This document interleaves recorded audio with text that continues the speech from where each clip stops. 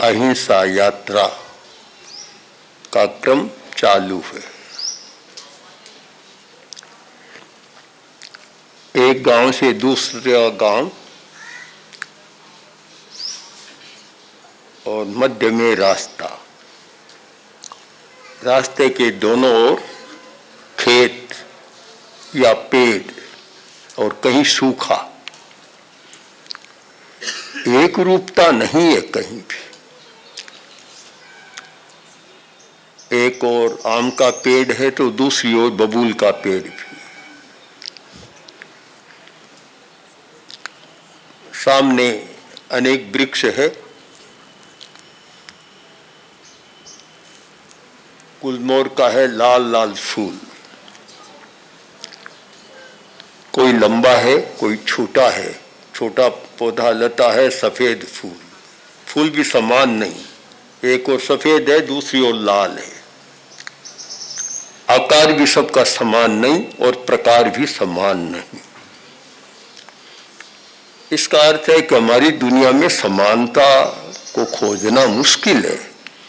जब प्रकृति के इन तत्वों में भी समानता नहीं है, फिर हम चाहें कि सब आदमी समान हो, कैसे संभव है? आदमी के मस्तिष्क भी अलग अलग है, चिंतन भी अलग अलग है, विचार और भाव भी अलग अलग है। समानता नहीं है। यह नानात्व, यह भेद की दुनिया जिसमें समानता को खोजना बड़ा मुश्किल है।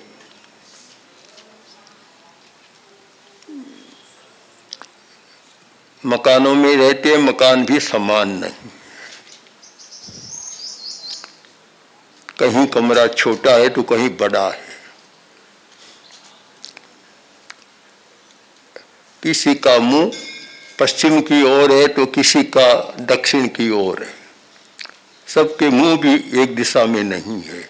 दिशाएं भिन्न, आकृतियां भिन्न, प्रकृतियां भिन्न। अब भिन्नता की दुनिया में समानता की खोज करना और अहिंसा का एक आधार बनता है समानता, कि सब आत्माएं समान है, सब जीव समान है। तो ये समानता सिद्धांत की बात तो हो सकती है, पर हमारे व्यवहार में तो समानता दिखाई नहीं देती।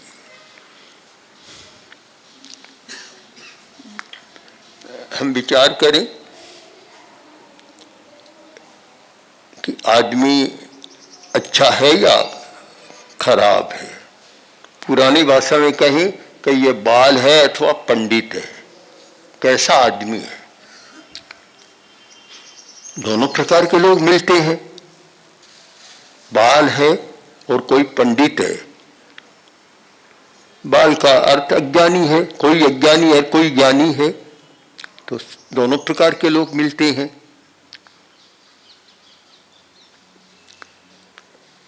आदमी ने बहुत तो खोजा है, इसलिए पहचान हो गई। कोई आम का पेड़ हमारे लिए अच्छा है, बबूल का अच्छा नहीं है, क्योंकि इतनी बड़ी तीखी सूलें होती है कि पैर में चुभ जाती है तो चलना भी मुश्किल हो जाता है। मतलब कांटा अच्छा नहीं है और रस देव अच्छा है। आम रस देता है, सरसता होती है तो वह अच्छा है, और कांटा चुभता है इसलिए अच्छा नहीं। जो चुभन पैदा करता है वह अच्छा नहीं है। एक हमें अहिंसा का आधार मिल जाता है। समानता तो नहीं खोज सकते, पर जो व्यक्ति चुभन पैदा करता है दूसरे के मन में, वह आदमी अच्छा नहीं है। जो व्यक्ति दूसरे के मन में सरसता पैदा करता है वह अच्छा है। जहां जहां अहिंसा है वहां सरसता होगी, और जहां जहां हिंसा है वहां चुभन पैदा होगी। इसकी पहली कसौटी भाषा। आदमी कैसे बोलता है, ऐसी बात कहता है, ऐसे शब्दों का प्रयोग करता है जो चुभन पैदा करे, तो मानना चाहिए कि वह बाल है, विकसित नहीं हुआ है, पंडित नहीं बना है, अभी बचपन गया नहीं है।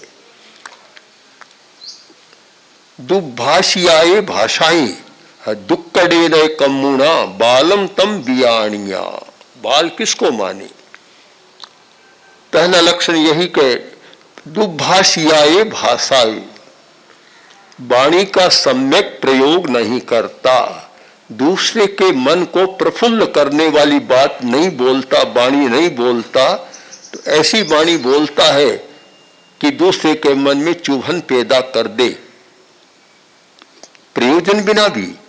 कुछ लोग तो जहां प्रयोजन होता है तो कटु वचन का प्रयोग करता है। कुछ लोगों की तो ऐसी आदत हो गई कि कोई मतलब नहीं, किंतु उनका बचपन, उनका बालत्व अभी गया नहीं, तो बोलता है तो चुभन पैदा करने वाली बात बोलता है, अच्छी बात कम बोलता है, मुंह से शब्द भी ऐसे ही निकलता है।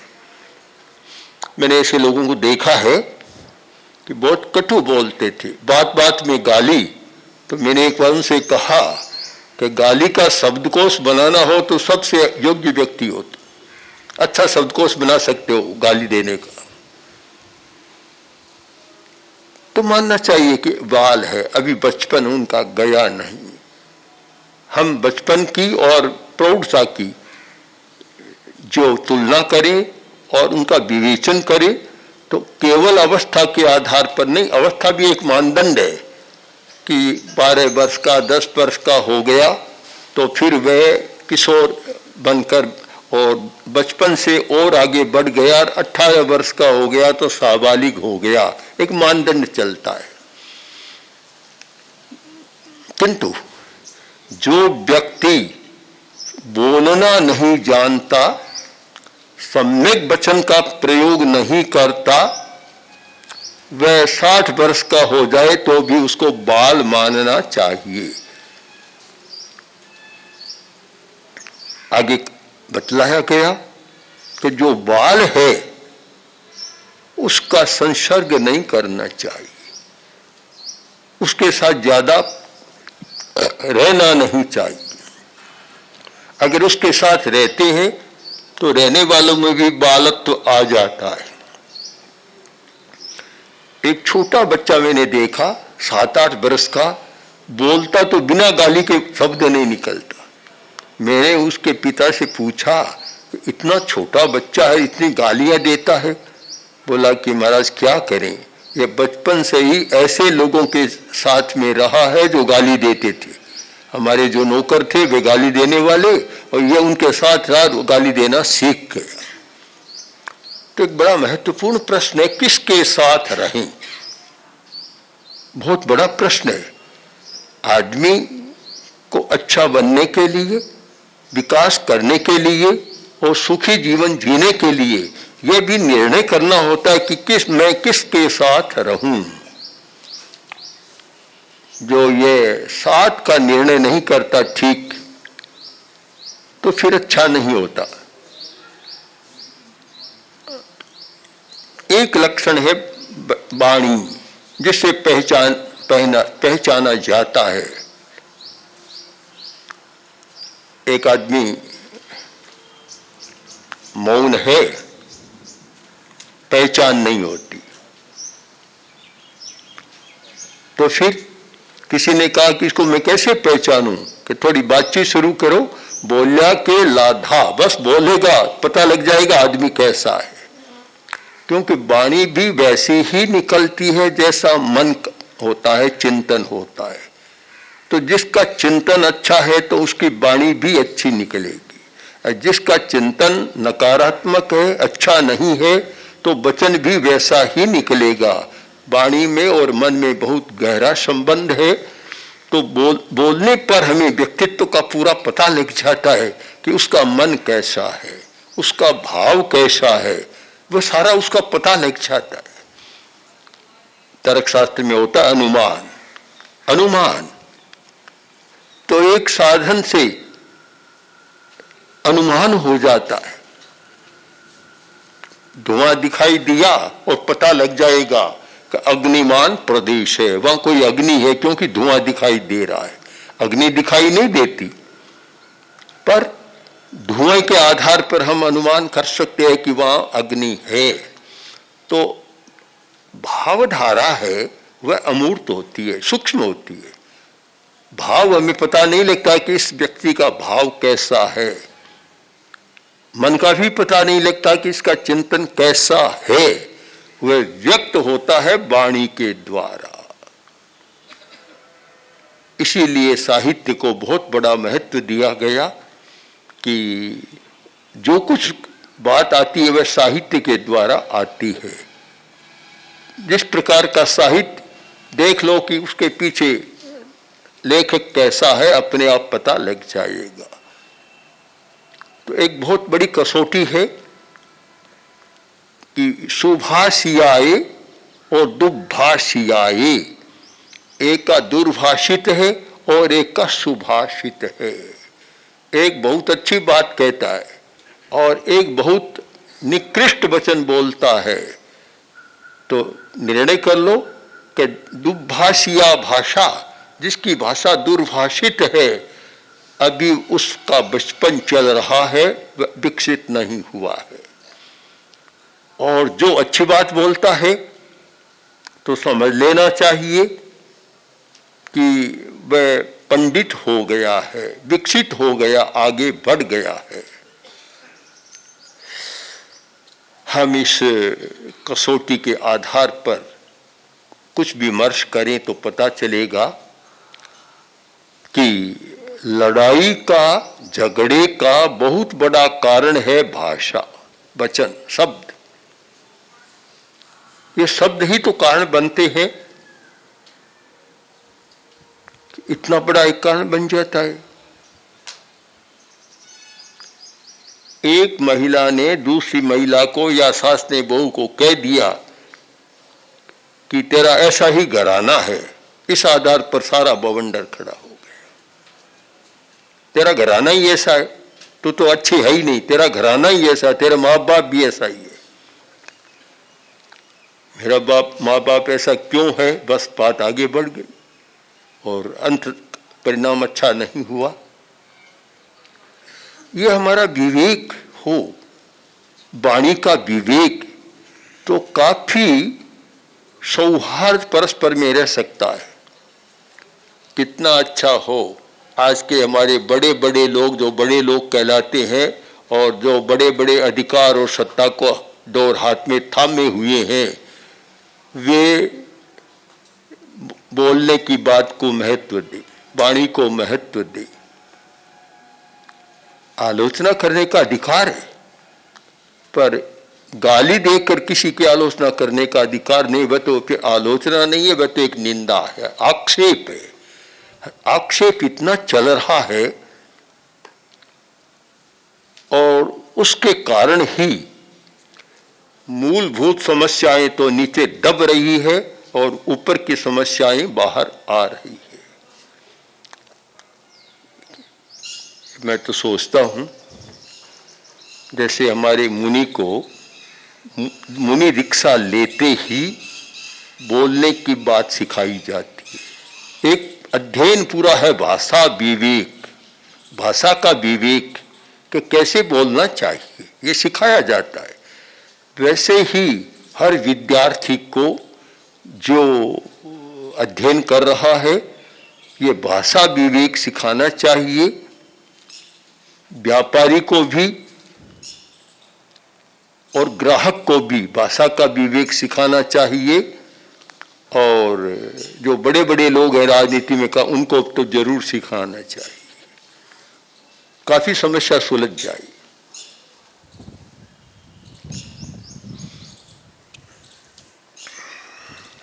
बच्चा आया, 2, 3, 4 बच्चे थे।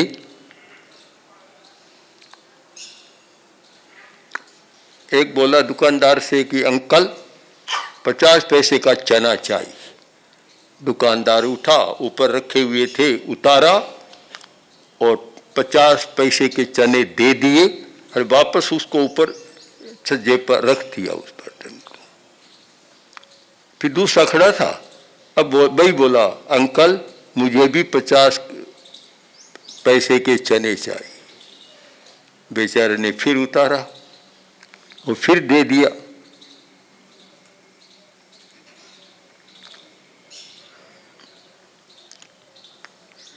फिर रखा।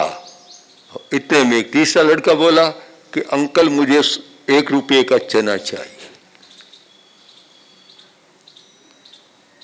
उसने कहा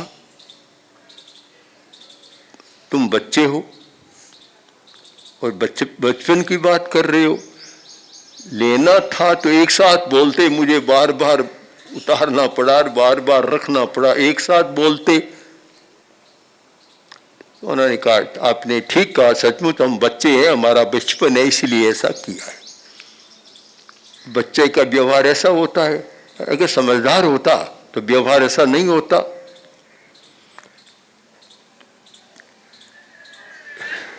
यह प्रशिक्षण कहां दिया जाए? व्यवहार का प्रशिक्षण, और व्यवहार प्रशिक्षण में 2 मुख्य है, एक वाग व्यवहार और एक कार्य व्यवहार। का वाणी का व्यवहार हम कैसा करें?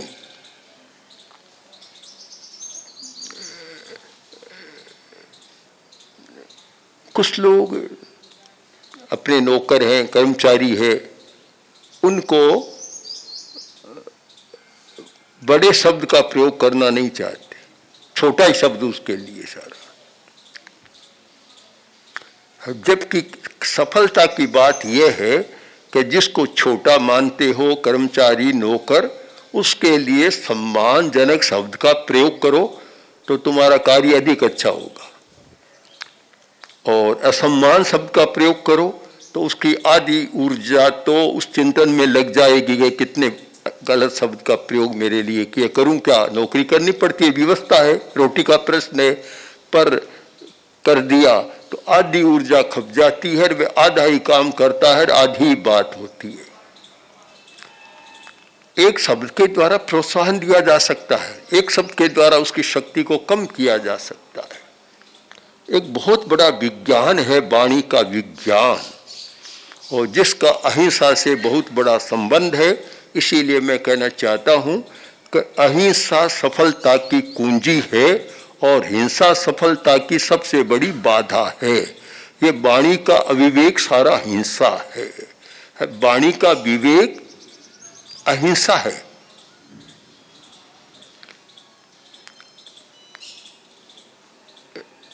हम एक छोटे मुनि को सिखाते हैं आगम के आधार पर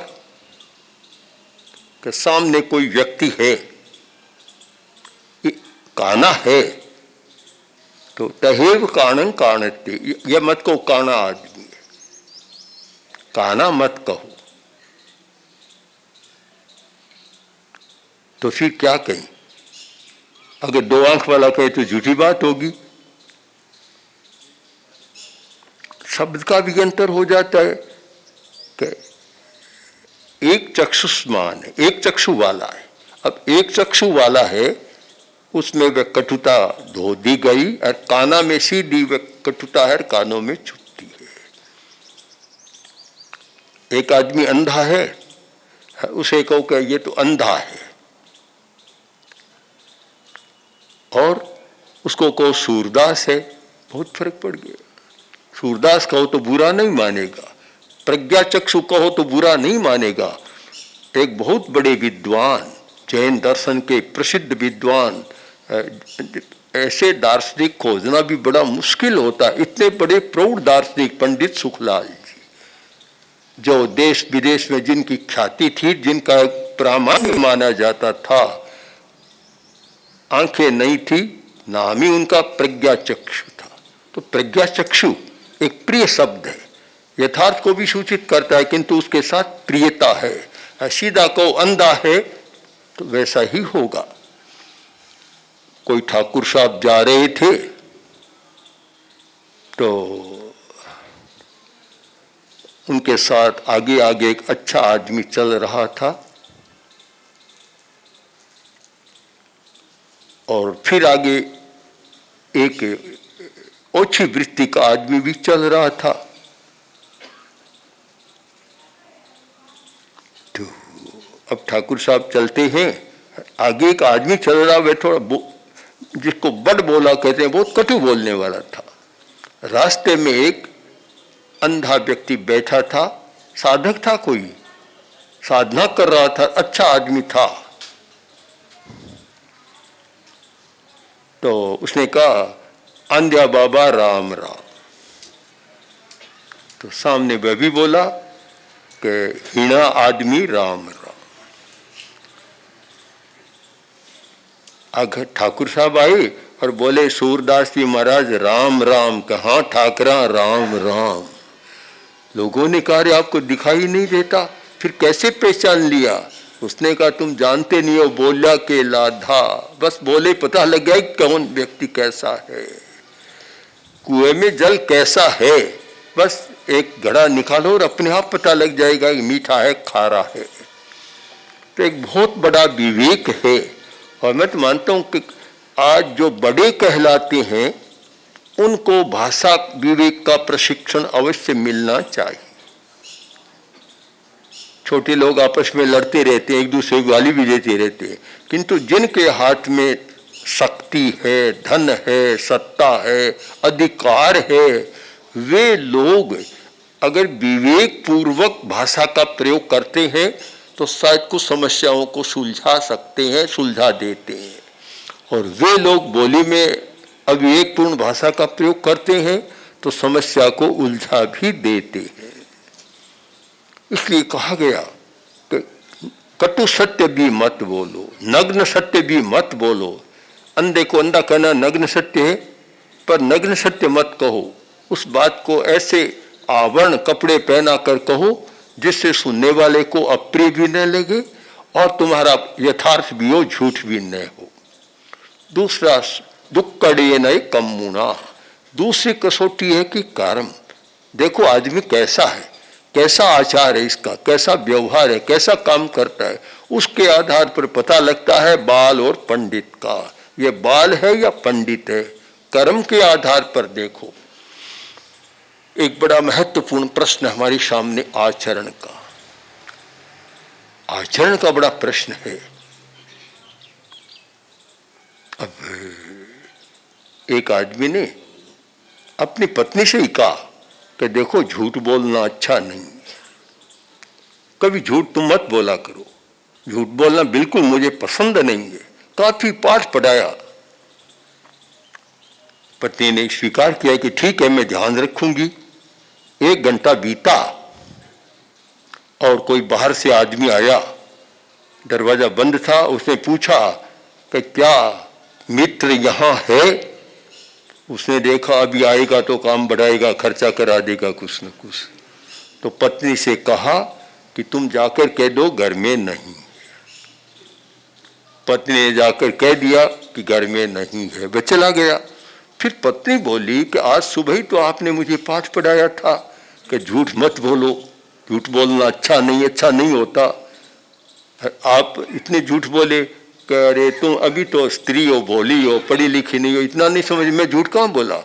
अगर मैं बोलता तो मैं जाकर कहता तुम्हें बीच में क्यों लाता? मैं कहाँ बोला? मैंने तो तुमसे इसीलिए कहलवाया कि मुझे झूठ न बोलना पड़े। इस प्रकार के आचार और व्यवहार से समझा जा सकता है कि व्यक्ति अभी बाल है, बचपन गया नहीं है। हमारा व्यवहार, हमारा आचार एक कसौटी बनता है। आज तो ये कसौटी नहीं है, आज तो बड़प्पन की कसौटी बन गई कि कितना धन, कितना अधिकार और कितनी सत्ता। आचार का कोई प्रश्न नहीं है। एक अधिकारी, बड़ा आदमी शराब पीता है तो उसके लिए कोई वर्जना नहीं है,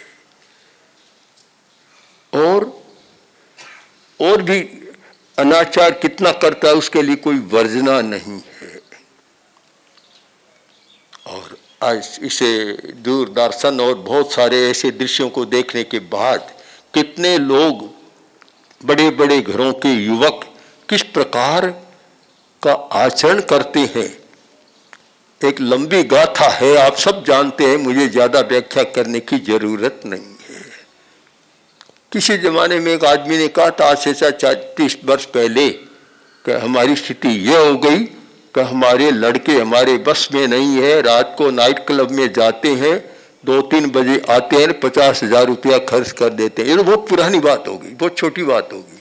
आज तो 50,000 नहीं 25 लाख में होता है कि 25 लाख खर्च होते हैं, वो सारा चलता है। तो ऐसा लगता है कि आचार की मर्यादा मानदंड केवल छोटों के लिए है, बड़ों के लिए कोई आचार मर्यादा नहीं। वे स्वतंत्र है, क्योंकि वे बड़े बन गए, इसलिए वे जो चाहे सो कर सकती है। शायद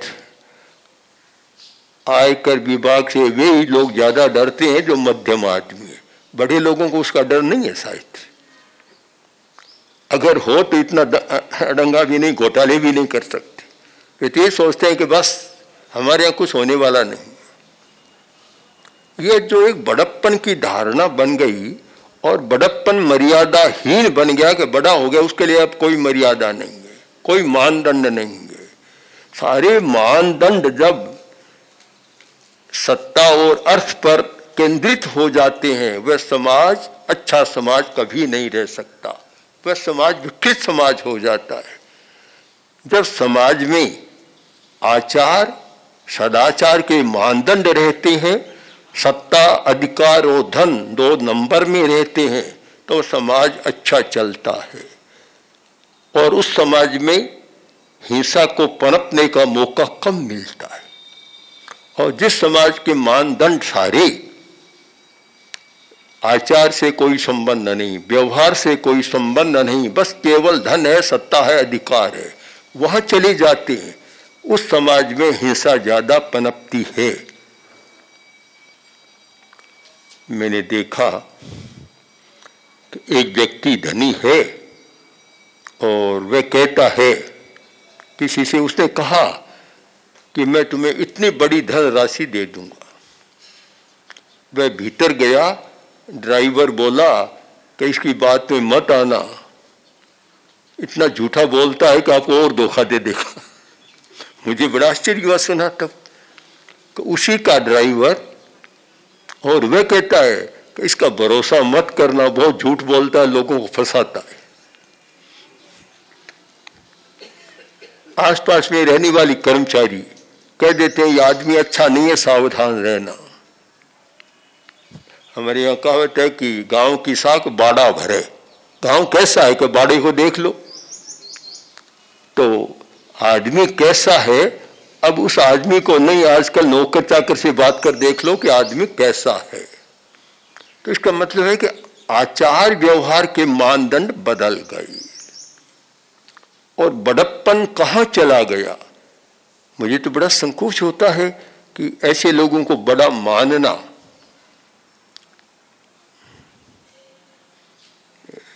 मुंबई हम गए और मेरे पास कुछ कार्यकर्ता आए और बोले कि हम बड़े बड़े लोगों को आपके पास लाना चाहते हैं।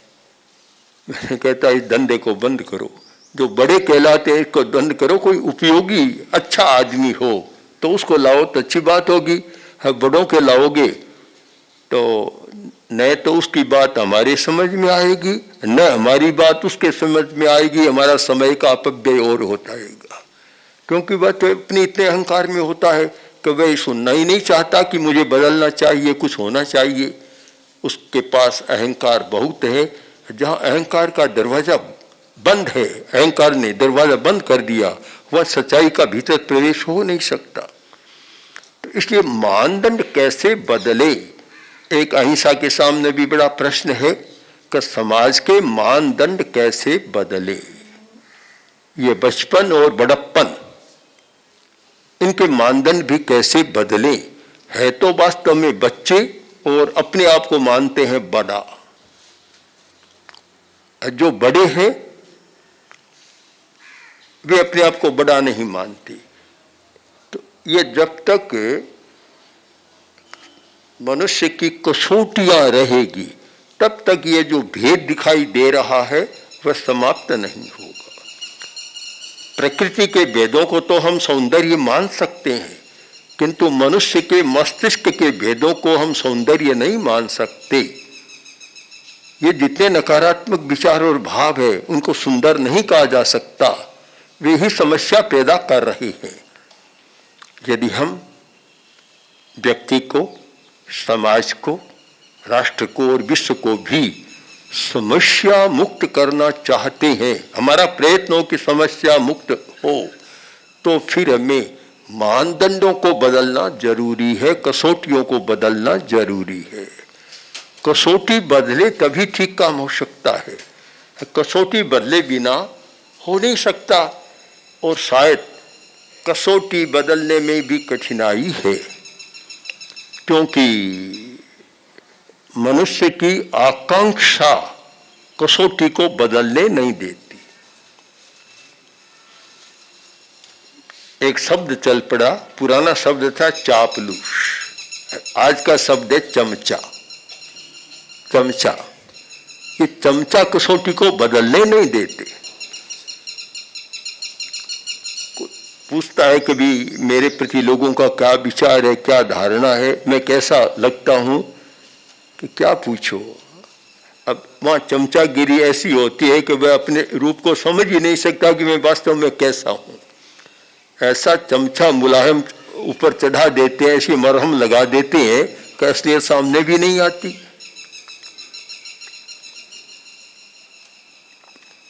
वह कहानी आती है कि किसी शहर को अपना प्रधानमंत्री बनाना था, तो बुलाया, घोड़े को बुलाया, गधे को बुलाया, उनको बुलाकर बोलो मेरे मुंह से कैसी गंध आ रही है। तो एक जो चमचा था बोला ऐसी सुगंध आ रही है कि ऐसी सुगंध तो आज तक हमने दुनिया में कहीं देखी नहीं है। शेर बड़ा चतुर था, होशियार था, बोला इसको निकालो। क्यों? कि ये चमचा है, हमारा प्रधानमंत्री नहीं बन सकता, चाटुकारी है। जबकि मैं जानता हूं कि मेरे मुंह की गंध आ रही, दुर्गंध है, और ये कहता है ऐसी सुगंध है कि ऐसी सुगंध तो गुलाब की भी नहीं है। ये चाटुकारी है, चमचा, इसको निकाल दो, अयोग्य ठहरा दिया। तो ये कसौटी हमारी बने कि हम यथार्थ को यथार्थ कह सके, साथ साथ यथार्थ को कहने का तरीका भी हमारा प्रिय हो, अप्रिय न हो, और मानदंडों को बदल सकें। हम उसको बड़ा माने जिसका सदाचार है, जिसमें सदाचार है, जिसका आचार अच्छा है, विचार अच्छा है, उसको बड़ा आदमी माने तो कहने में गौरव का अनुभव होता है। जिसका आचार विचार और व्यवहार अच्छा नहीं, किंतु पास में सत्ता, अधिकार, धन या कोई शक्ति है, उसके आधार पर माने तो फिर वही गति होती है जो आज लोकतंत्र की हो रही। लोकतंत्र इतनी बढ़िया प्रणाली है, अगर उसमें उपयुक्त व्यक्ति आए तो बहुत बड़ा काम हो सकता है, किंतु वहां शायद अवसर उन लोगों को नहीं मिलता जो सदाचार में रहते हैं। अवसर दूसरे लोगों को मिल जाता है, सब में नहीं होता ऐसा तो मैं नहीं कहना चाहता, पर समस्या है जरूर लोकतंत्र के सामने। तो हम इन सारी समस्याओं पर विचार कर और अहिंसा के परिपार्श्व में सारा चिंतन करें, तो यदि हम हिंसा को कम करना चाहते हैं और अहिंसा का विकास करना चाहते हैं, तो हमें मानदंडों को बदलना जरूरी है। सब जगह एक मानदंड से काम नहीं चल सकता, मानदंडों में परिवर्तन जरूरी है, और वह मानदंड का परिवर्तन विवेक से किया जा सकता है, किया जाना चाहिए कि किस व्यक्ति को किस शक्ति के आधार पर कैसा स्थान मिलना चाहिए। जिसके पास सत्ता है उसको स्थान नहीं मिले तो भी काम नहीं चल सकता। धन है उसका महत्व नहीं मिले तो भी काम समाज का नहीं चल सकता। धन की भी अपेक्षा रहती है, सत्ता की भी अपेक्षा रहती है, तो हम उसको नकार तो नहीं सकते। किंतु जहां व्यक्ति का प्रश्न है कि कौन व्यक्ति अनुसरणीय और अनुकरणीय होता है, वहां फिर मानदंड होगा सदाचार का, चरित्र का, कि हमें किस व्यक्ति की बात माननी चाहिए, किसकी सलाह माननी चाहिए। अगर आपको अच्छा आदमी बनने की सलाह लेनी है और किसी दूसरे मानदंड वाले के पास जाएं तो आपका काम नहीं होगा। वह सदाचारी व्यक्ति की सलाह ही आपको लेनी चाहिए। बीमारी है तो डॉक्टर से परामर्श लिया जा सकता है, वैद्य से लिया जा सकता है, किंतु एक अनजान व्यक्ति से सलाह लिया जाए, परामर्श लिया जाए तो काम नहीं हो सकता। कि